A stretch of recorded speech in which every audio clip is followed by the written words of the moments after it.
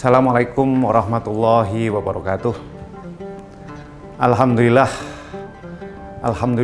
wasyhadu an la ilaha illallah, wasyhadu anna Muhammadar Rasulullah.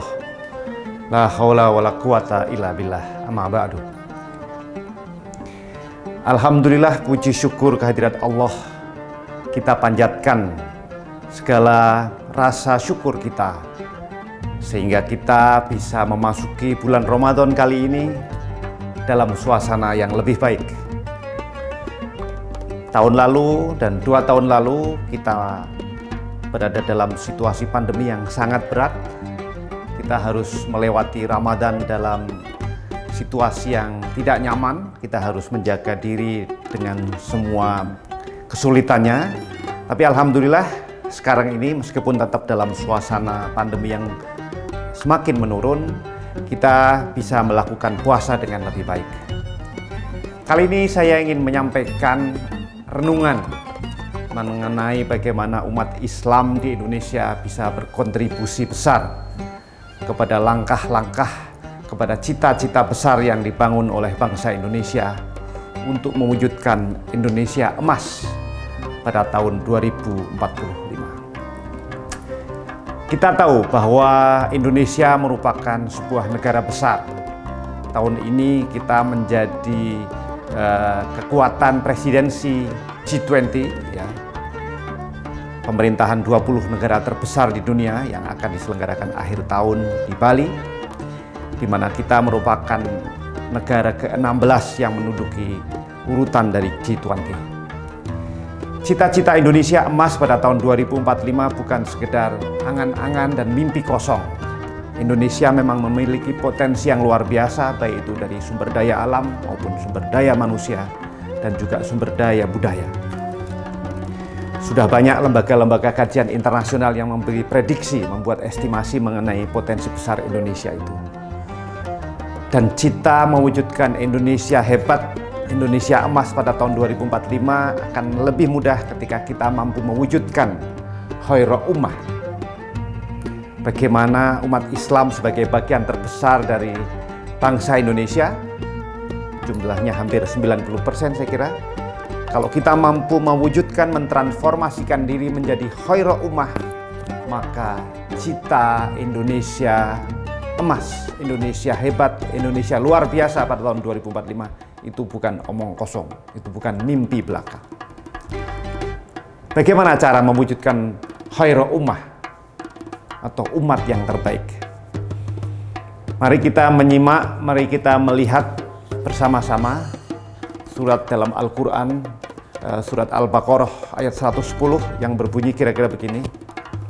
Kuntum khaira ummatin ukhrijat linnas ta'muruna bil ma'ruf wa tanhauna 'anil munkar wa tu'minuna billah. Ada 3 kriteria, 3 elemen dari khairul ummah atau umat yang terbaik ini. Yang pertama adalah kuntum khaira ummatin ukhrijat kuntum khaira ummatin ukhrijat linas ta'muruna bil ma'ruf. Jadi menyeru kepada yang ma'ruf, mendorong, mengkondisikan suasana, membangun suasana ma'ruf. Yang kedua, ta'muruna bil ma'ruf wa tanhauna 'anil munkar. Bagaimana kita mencegah, kita menghasung, kita mengkondisikan di mana kemungkaran tidak terjadi. Dan yang terakhir adalah apa yang disebut sebagai tu'minuna billah, atau kita melakukan transendensi kepada Allah Subhanahu wa Ta'ala. Jika kita mampu mewujudkan 3 hal ini yang kemudian dirumuskan dengan sangat bagus oleh Profesor Kunto Wijoyo, salah seorang sejarawan ahli ilmu sosial besar dari UGM, yang mengatakan mencoba merumuskan bahwa 3 aspek tersebut sebagai yang pertama, bagaimana amar ma'ruf, itu adalah upaya-upaya kita melakukan humanisasi.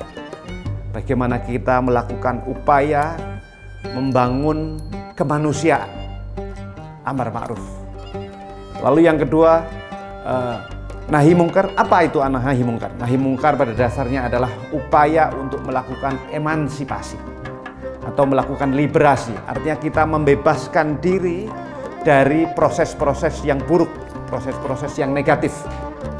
Dan yang ketiga, tu'minuna billah, artinya kita melakukan dua hal tersebut, humanisasi dan emansipasi, itu diiringi atau disertai dengan proses transendensi. Bagaimana kita mengabdikan segala sesuatu untuk Allah Subhanahu wa Ta'ala. Tentu saja kita harus merumuskan amar ma'ruf dengan cara yang baru. Kita tidak sekedar hanya menyeru, misalnya sweeping, cara-cara konvensional, cara-cara lama yang dilakukan oleh sejumlah kalangan. Kita harus bahkan mendefinisikan amar ma'ruf itu sebagai upaya-upaya, misalnya adalah mewujudkan keadilan sosial, mewujudkan pemerataan, bagaimana kita mewujudkan sebuah kondisi kreatif inovatif bagi bangsa. Nahi mungkar kita wujudkan bagaimana tidak ada kebodohan, tidak ada ketimpangan, ya. Tidak ada proses-proses yang membuat proses kolektif umat itu akan menjadi terkurangi potensinya. Dan yang terpenting, semua upaya itu, baik itu amar ma'ruf dan nahi mungkar, baik itu humanisasi maupun liberasi atau emansipasi, itu semuanya kita lakukan dalam cahaya bimbingan dari Allah Subhanahu wa Ta'ala. Demikian, jika kita mampu mewujudkan khairul umat Islam di Indonesia akan menjadi inspirasi bagi dunia. Kita akan menjadi negara muslim di dunia ini yang akan menempati ranking teratas.